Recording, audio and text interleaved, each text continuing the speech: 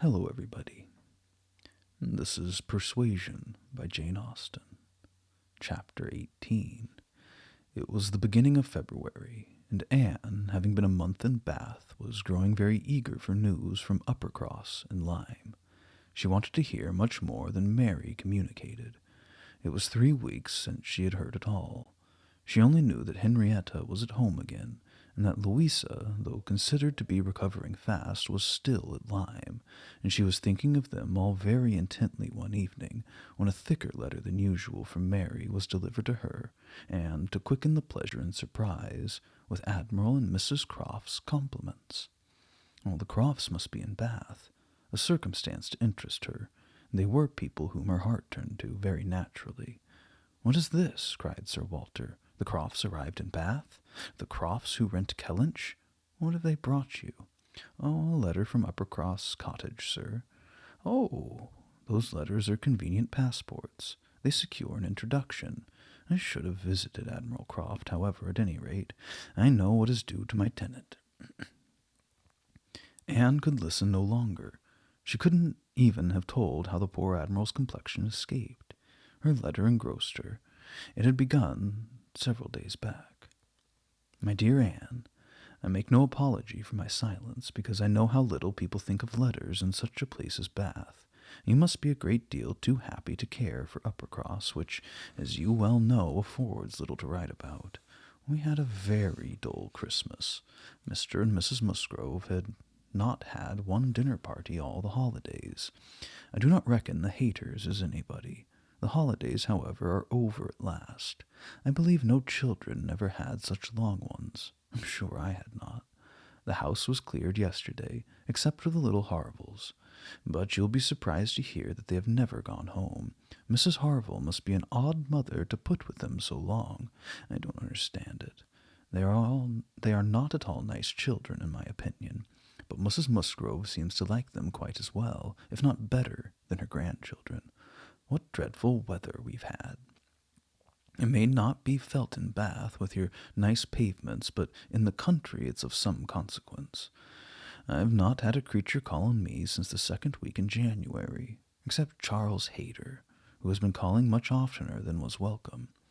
Between ourselves, I think it a great pity that Henrietta did not remain at Lyme as long as Louisa. It would have kept her a little out of his way. The carriage is gone today to bring Louisa and the Harvilles tomorrow. We're not asked to dine with them, however, till the day after. Mrs. Musgrove is so afraid of her being fatigued by the journey, which is not very likely, considering the care that will be taken of her, and it would be much more convenient to me to dine there tomorrow. I'm glad you find Mr. Elliot so agreeable, and wish that I could be acquainted with him too.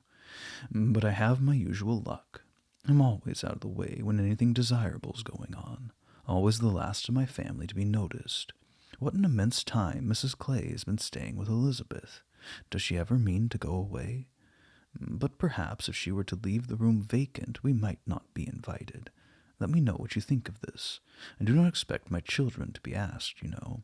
I can leave them at the great house very well for a month or 6 weeks. I have this moment heard that the Crofts are going to Bath almost immediately. They think the Admiral gouty. Charles heard it quite by chance. They've not had the civility to give me any notice, or offer to take anything. I do not think they improve at all as neighbors. We see nothing of them, and this is really an instance of gross inattention. Charles joins me in love, and everything proper. Yours affectionately, Mary. I'm sorry to say that I'm very far from well, and Jemima has just told me that the butcher says there's a bad sore throat very much about. I dare say I shall catch it, and my sore throats, you know, are always worse than anybody's. So ended the first part, which had been afterwards put into an envelope, containing nearly as much more. I kept my letter open, that I might send you word how Louisa bore her journey, and how I'm extremely glad I did, having a great deal to add. In the first place, I had a note from Mrs. Croft yesterday, offering to convey anything to you. A very kind, friendly note indeed, addressed to me just as it ought. I shall therefore be able to make my letter as long as I like. The Admiral does not seem very ill, and I sincerely hope Bath will do him all the good he wants. I shall be truly glad to have them back again. Our neighborhood cannot spare such a pleasant family. But now for Louisa. I have something to communicate that will astonish you not a little. She and the Harvilles came on Tuesday very safely, and in the evening we went to ask her how she did, when we were rather surprised not to find Captain Benwick of the party, for he had been invited as well as the Harvilles. And what do you think was the reason? Neither more nor less than his being in love with Louisa, and not choosing to venture to Uppercross till he had had an answer from Mr. Musgrove, for it was all settled between him and her before she came away, and he had written to her father by Captain Harville. True, upon my honour. Are you not astonished? I shall be surprised, at least, if you ever received a hint of it, for I never did. Mrs. Musgrove protests solemnly that she knew nothing of the matter. We're all very pleased, however, for though it's not equal to her marrying Captain Wentworth, it's infinitely better than Charles Hayter. And Mr. Musgrove has written his consent, and Captain Benwick is expected today. Mrs. Harville says her husband feels a good deal on his poor sister's account, but however, Louisa is a great favourite with both. Indeed, Mrs. Harville and I quite agree that we love her the better for having nursed her.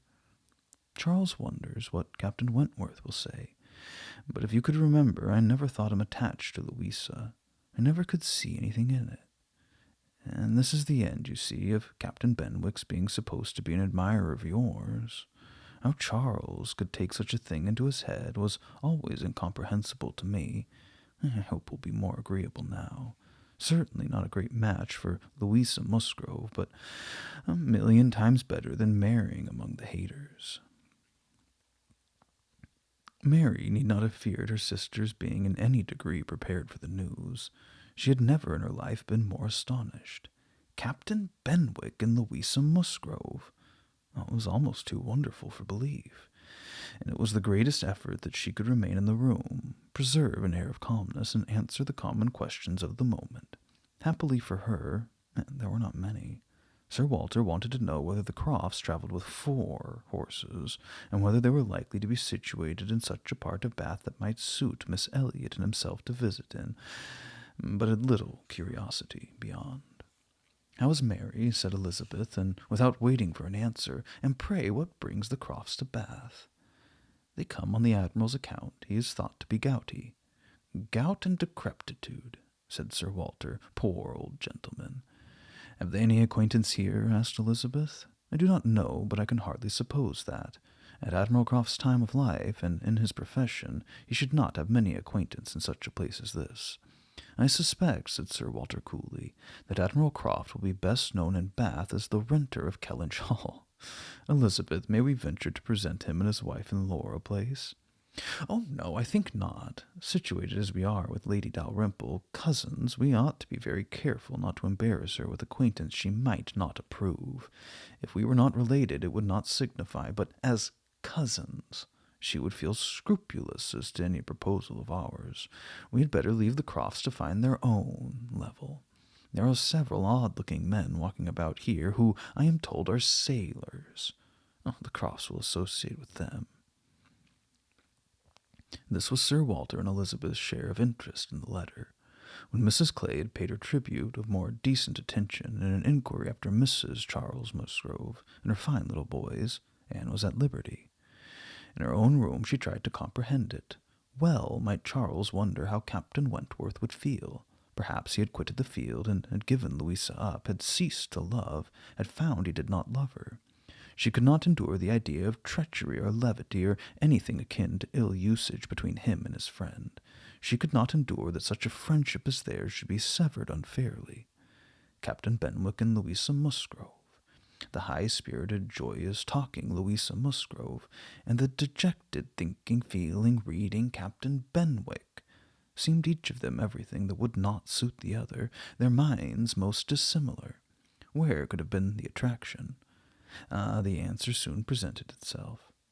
It had been in situation. They had been thrown together several weeks. They had been living in the same small family party. Since Henrietta's coming away, they must have been depending almost entirely on each other, and Louisa, just recovering from illness, had been in an interesting state, and Captain Benwick was not inconsolable. That was a point which Anne had not been able to avoid suspecting before. Instead of drawing the same conclusion as Mary from the present course of events, they served only to confirm the idea of his having felt some dawning of tenderness towards herself. She did not mean, however, to derive much more from it to gratify her vanity than Mary might have allowed. She was persuaded that any tolerably pleasing young woman who had listened and seemed to feel for him would have received the same compliment. He had an affectionate heart. He must love somebody. She saw no reason against their being happy. Louisa had fine naval fervor to begin with, and they would soon grow more alike. He would gain cheerfulness, and she would learn to be enthusiast for Scott and Lord Byron. Nay, that was probably learnt already. Of course they'd fallen in love over poetry. The idea of Louisa Musgrove turned into a person of literary taste and sentimental reflection was amusing, but she had no doubt of it being so. The day at Lyme, the fall from the cob, might influence her health, her nerves, her courage, her character to the end of her life as thoroughly as it appeared to have influenced her fate. The conclusion of the whole was that if the woman who had been sensible of Captain Wentworth's merits could be allowed to prefer another man, there was nothing in the engagement to excite lasting wonder, and if Captain Wentworth lost no friend by it, certainly nothing to be regretted. No, it wasn't regret which made Anne's heart beat in spite of herself and brought the color to her cheeks when she thought of Captain Wentworth unshackled and free. She had some feelings which she was ashamed to investigate. They were too much like joy, senseless joy. She longed to see the Crofts, but when the meeting took place it was evident that no rumor of the news had yet reached them. The visit of ceremony was paid and returned, and Louisa Musgrove was mentioned, and Captain Benwick too, without even half a smile. The Crofts had placed themselves in lodging in Gay Street, perfectly to Sir Walter's satisfaction. He was not at all ashamed of the acquaintance, and did, in fact, think and talk a great deal more about the Admiral than the Admiral ever thought or talked about him. The Crofts knew quite as many people in Bath as they wished for, and considered their intercourse with the Elliots as a mere matter of form, and not the least likely to afford them any pleasure. They brought with them their country habit of being almost always together. He was ordered to walk, to keep off the gout, and Mrs. Croft seemed to go shares with him in everything, and to walk for her life, to do him good. Anne saw them wherever she went. Lady Russell took her out in her carriage almost every morning, and she never failed to think of them and never failed to see them. Knowing their feelings as she did, it was a most attractive picture of happiness to her. She always watched them as long as she could, delighted to fancy she understood what they might be talking of as they walked along in happy independence, or equally delighted to see the Admiral's hearty shake of the hand when he encountered an old friend, and observed their eagerness of conversation when occasionally forming into a little knot of the navy, Mrs. Croft looking as intelligent and keen as any of the officers around her.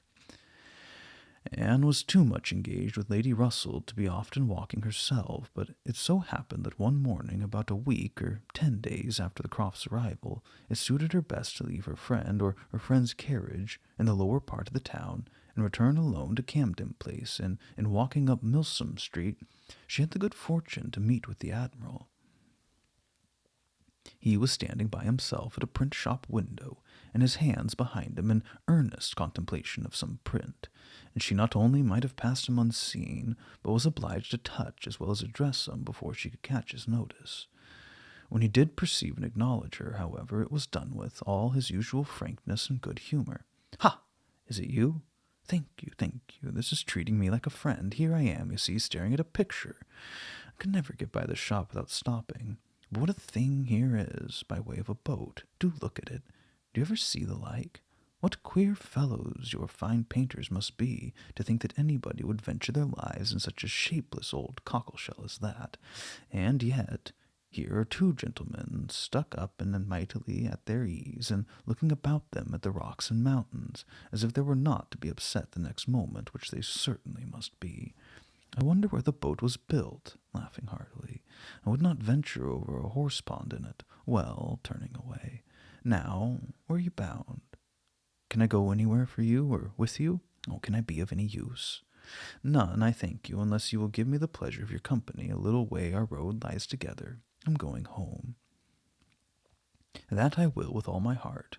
And further, too. Yes, yes, we'll have a snug walk together. And I have something to tell you as we go along. There, take my arm. That's right. I do not feel comfortable if I have not a woman there. Lord, what a boat it is! Taking a last look at the picture as they began to be in motion. Did you say that you had something to tell me, sir? Yes, I have. Presently. But here comes a friend, Captain Brigden. I shall only say, how do you do? As we pass, however, I shall not stop. How do you do? Brigden stares to see anybody with me but my wife. She, poor soul, is tied by the leg. She has a blister in one of her heels as large as a 3-shilling piece. If you look across the street, you will see Admiral Brand coming down, and his brother. Shabby fellows, both of them. I'm glad they are not on this side of the way. Sophie cannot bear them. They played me a frightful trick once, and got away some of my best men. I will tell you the whole story another time. Oh, there comes Sir Archibald Drew and his grandson. Look, he sees us. He kisses his hand to you. He takes you for my wife. The peace has come too soon for that yonker. Poor old Sir Archibald. How do you like Bath, Miss Elliot? It suits us very well. We're always meeting with some old friend or other. The street's full of them every morning, sure to have plenty of chat, and then we get away from them all and shut ourselves into our lodgings and draw in our chairs and are as snug as if we were at Kellynch. Aye, or we used to be even at North Yarmouth and Deal. We do not like our lodgings here the worse, I can tell you, for putting us in mind of those who first had at North Yarmouth. The wind blows through one of the cupboards in just the same way. They were got a little further, and ventured to press again for what he had communicated. She had hoped, when clear of Milsom Street, to have her curiosity gratified, but she was still obliged to wait, for the Admiral had made up his mind not to begin till they had gained the greater space and quiet of Belmont. And as she was not really Mrs. Croft, she must let him have his own way. As soon as they were fairly ascending Belmont, he began. Well, now you shall hear something that will surprise you. But first of all, you must tell me the name of the young lady I'm going to talk about. That young lady, you know, that we've all been so concerned for. The Miss Musgrove. That all this has been happening to. Her Christian name. Oh, I always forget her Christian name.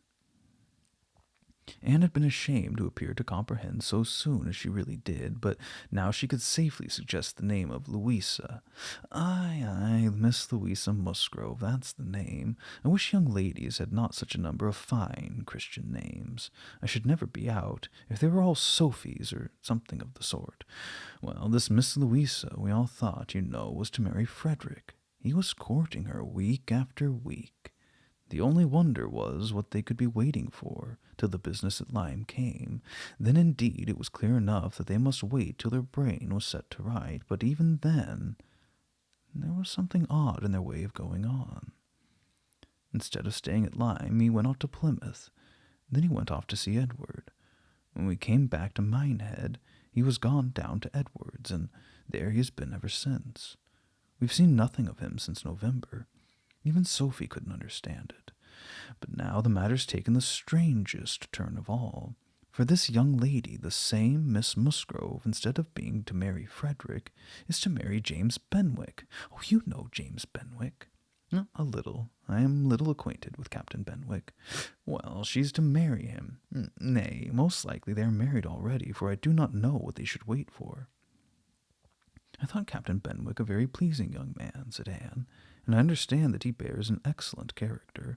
Oh, yes, there's not a word to be said against James Benwick. He's only a commander, it's true, made last summer, and these are bad times for getting on, but he's not another fault that I know of.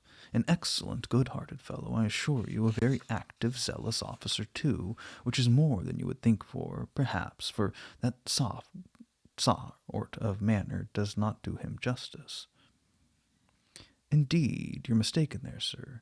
I should never augur want of spirit from Captain Benwick's manners. I thought them particularly pleasing, and I will always... answer for it they would generally please. Well, well, ladies are the best judges, but James Benwick is rather too piano for me. And though very likely it is all our partiality, Sophie and I cannot help thinking Frederick's manners better than his. There's something about Frederick more to our taste.